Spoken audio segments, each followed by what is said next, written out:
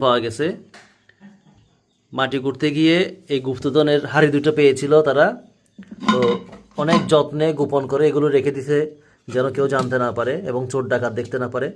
তো আমাকে ডেকে এনে বললো যে একটু দেখেন যে দুটো গুপ্তধনের হাড়ি পাইছি, এখন এগুলো কি করা যায়।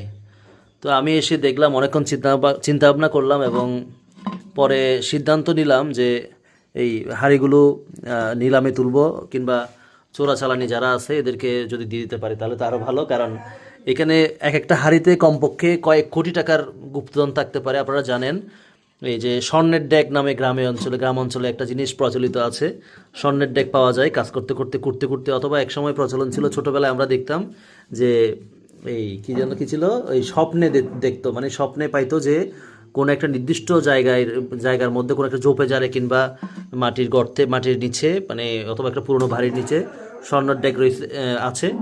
তো সেই স্বর্ণর ডেক কিন্তু আমরা শুধু শুনে এসেছি, কিন্তু কখনো বাস্তবে দেখি নাই। তো আজকে সেই স্বর্ণর ডেক দুটো কিন্তু আমরা পেয়ে গেছি এবং সেগুলো আপনাদেরকে দেখাবো সেই স্বর্ণর ডেক কী আছে। তো সবাই সাথে থাকুন, একটা চমক অপেক্ষা করতেছে আপনাদের জন্য, বিশাল এক চমক। এখানে কিন্তু প্রচুর দামি দামি স্বর্ণ, হীরা, জহরত, মণিমুক্তা রয়েছে। তো চলুন দেখা যাক কী আছে সেই স্বর্ণগুলো পেয়ে। ওই